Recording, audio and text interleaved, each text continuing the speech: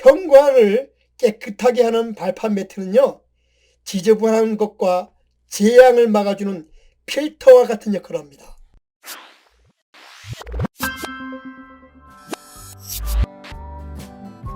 안녕하세요. 고전의 한수 엄태범 피부입니다.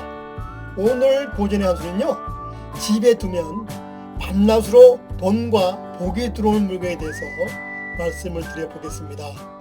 풍수 인테리어는요, 우리 집안을 편안한 소품과 아름다운 색으로 장식하는 것, 그 이상입니다. 복을 불러들이는 물건이라고 해서요, 마련하기 어렵거나 비싼 물건은 절대 아닙니다. 따라서 이번 기회에 우리 집에 복을 불어들이는 물건들은 어떤 것이 있는지 다 함께 알아보도록 그렇게 하겠습니다. 그럼 지금부터 집에 두면 밤낮으로 돈과 복이 들어온 물건 5가지를 자세히 알아보도록 하겠습니다. 첫째, 주방에는요, 가급적 목재로 된 우두 가구를 사용해야 합니다. 주역의 음양오행에 보면요, 금극목이란 말이 나옵니다. 새나 돌은요, 생명을 죽이는 음의 역할을 합니다. 따라서 주방의 대리석이나 철제 및 유리 표면의 식탁이나 가구는 가급적 피해야 합니다.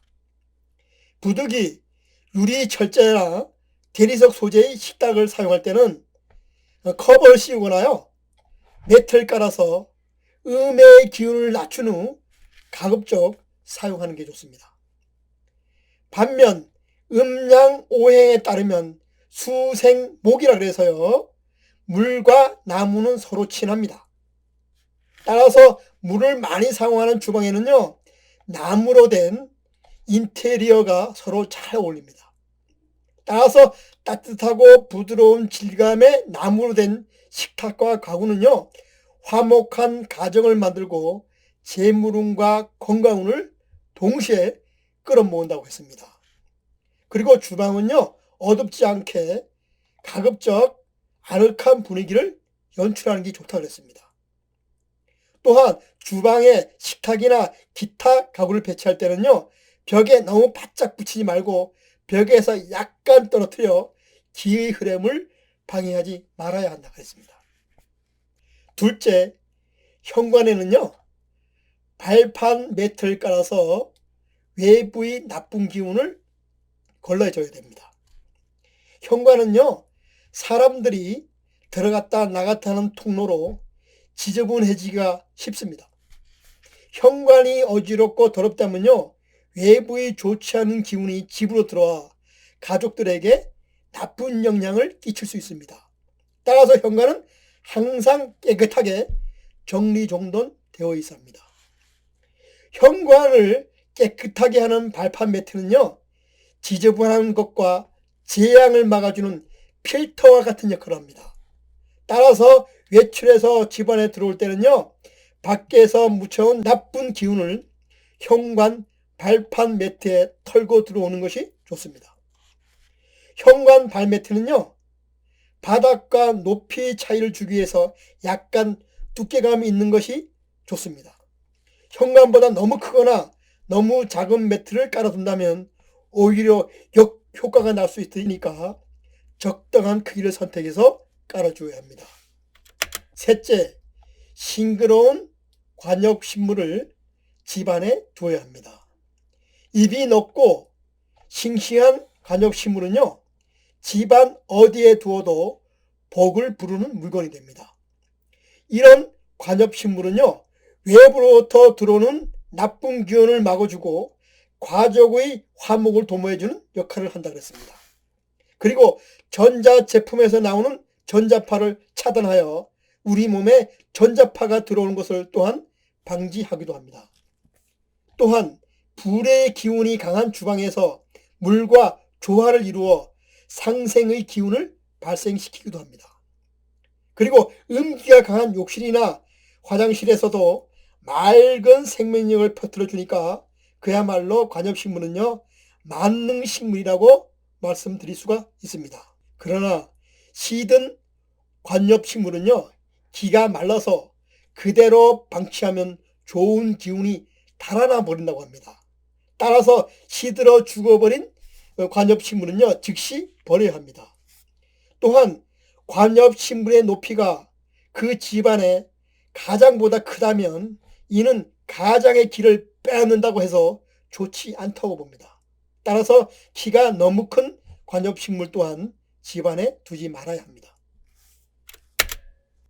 넷째, 거울을요 풍수적 결함을 보호하는 도구로 10분 활용하라는 겁니다.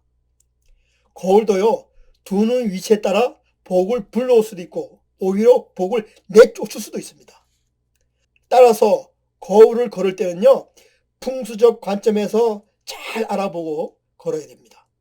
거울은요 동서양을 막론하고 풍수적 결함을 보완하는 만병통치약 같은 구실을 합니다. 따라서 거울을 잘만 활용하면요 풍수적 결함을 해소하고 보완하는 데 매우 유용하게 쓰일 수가 있습니다.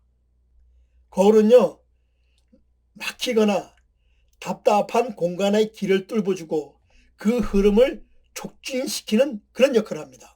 그리고 공기가 탁한 곳에서는요 길을 막게 해주는 정화작용도 함께 하고 있습니다. 이렇듯 풍수 인테리어에서 기의 흐름을 원활하게 소통시키기 위해서 가장 많이 이용되는 소품이 바로 거울입니다. 예를 들면 집 주변에 큰 도로가 뚫혔거나 영화실 등의 흉한 건물이 있는 경우에는요 외벽에 적당한 크기의 거울을 부착하면 됩니다. 또한 도심에서 흔히 보는 빌딩의 대형 반사 유리들도 외부의 영향력을 최소화할 수 있는 거울의 기능을 수행하고 있는 것입니다.